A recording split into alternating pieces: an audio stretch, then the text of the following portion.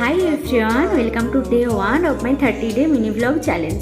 তো আমি ভাবলাম আমি যখন মিনি ব্লগ চ্যালেঞ্জটা স্টার্ট করেছি তো কেননা একটা স্পেশাল দিনেই করা যাক। তো তার জন্য কিন্তু আমি আমার ডে 1টা শ্রাবণ মাসের দ্বিতীয় সোমবার থেকেই শুরু করেছি। তো ওই দিন তো খাওয়া দাওয়ার কোনো বালাই নেই, তো ঘুম থেকে উঠে ফ্রেশ হয়ে কিন্তু আমি স্নান করে সিধা ডালি সাজিয়ে কিন্তু মন্দিরে চলে গেলাম। কিন্তু দুধ, দই, গঙ্গাজল, মধু, ঘি আরও কিছু উপকরণ দিয়ে সাজিয়ে নিলাম।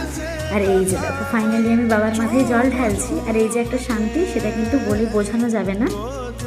মা আমার ভিডিওটা করে দিচ্ছিল ঠিকই, বাট আমার মন কিন্তু পুরোপুরি বাবার দিকে ছিল। আমি ভুলেও গেছিলাম যে ভিডিও হচ্ছিল। তো বাড়িতে এসে তো প্রায় পুরোপুরি ভিজেই গেছি, যেহেতু বৃষ্টি হয়ে গেছিলো। অ্যান্ড এখন খেয়ে নিচ্ছি হচ্ছে সাবু। আর আমি তো আজকে সারাদিন মানে কোনো ভাত বা কোনোই মানে পাকের জিনিস কোনোই খাবো না, মানে যেটা উনুনে তাপ দিয়ে রান্না করতে হয় সবটাই কিন্তু এভাবে খেতে হবে। আর দুধটাও কিন্তু আমি গরম করিনি, মানে ওই দিন কাঁচাই খেতে হয়েছিল। তো যাই হোক, এখন খেয়ে নিচ্ছি একটু শশা কুচি। আর আমি যেহেতু ব্রত করেছিলাম তো বাবা আমার জন্য এনে দিয়েছিল হচ্ছে ডাবের জল, তো ওটাও খেয়ে নিলাম। আর ডাবের জল খেতে না আমি বেশ পছন্দ করি। আর এই দেখো তারপর খেয়ে নিলাম হচ্ছে আম। এগুলো আমি পরপর খাইনি, কিছু কিছু পরেই খেয়েছিলাম। তো এই দেখো সব কিছু হয়ে গেলে আমি কিন্তু সেদিন সন্ধ্যাটাও দিয়ে নিয়েছিলাম, যেহেতু সন্ধ্যা হয়ে গেছিলো।